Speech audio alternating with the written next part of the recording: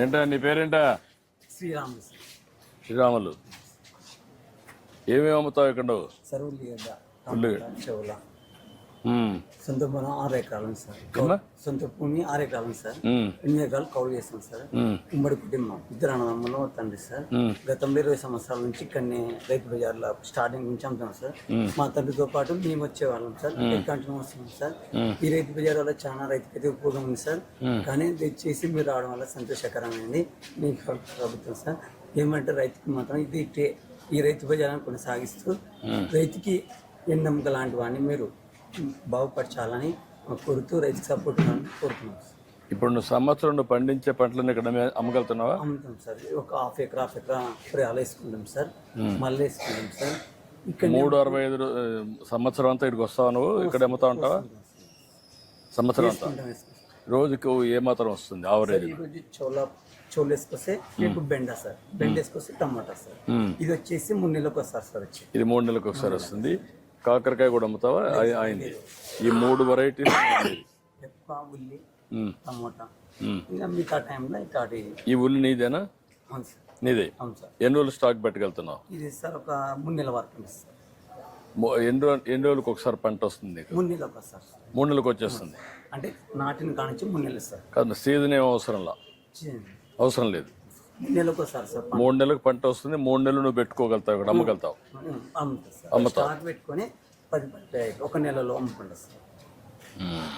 మళ్ళీ 3 నెలల తర్వాత మళ్ళీ వస్తా ఉంటుంది, మళ్ళీ అమ్ముతారు. వస్తుంది సార్. అంటే ఈ 3-4 పంటలు నువ్వు 12 ఎకరాలు మొత్తం 14 ఎకరాల? సార్ 6 ఎకరాలు సొంత భూమి, కౌలు ఎకరాలు కౌలు చేసుకున్నాం సార్. 8 ఎకరాలు 14 ఎకరాలు మొత్తం 14 ఎకరాల్లో మేనేజ్ చేస్తాను. ఉమ్మడి కట్టు ఉన్నాం సార్. ఉమ్మగుట్టు. ఎంత ఆదాయం వస్తుందని లెక్కేసావు సార్? మనం పెట్టుబడి వచ్చేసి ఇది ఎక్కడ వచ్చేసి 70,000 అవుతుంది సార్.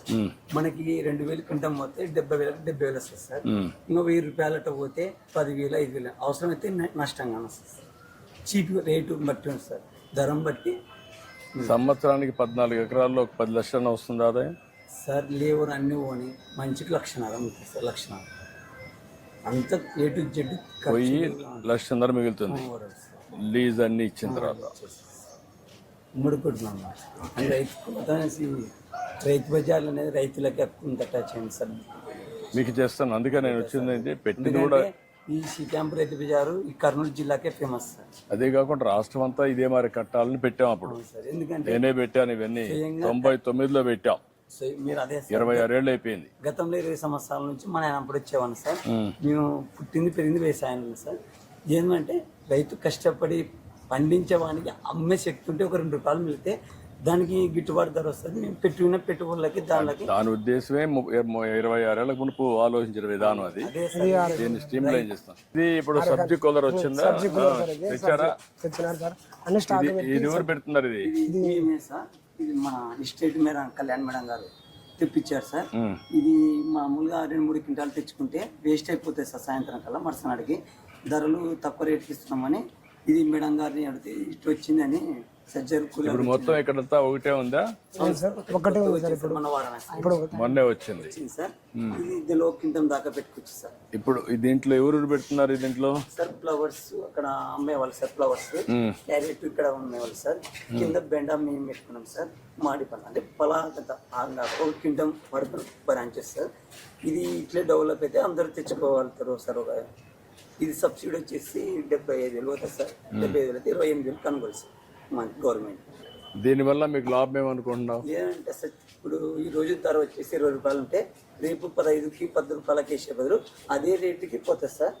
మనకి వచ్చేసి దీనివల్ల ఒక రోజుకి 500-600. రేపు రాబోయే రోజుల్లో ఇక్కడనే పెట్టి ఇట్లా పెట్టేసి దీంట్లో నుంచి తీసే ఎప్పటికప్పుడు ఇస్తే ఎంత రేటు ఉంటుంది? ఎక్కువ రేటు ఉంటుంది కదా.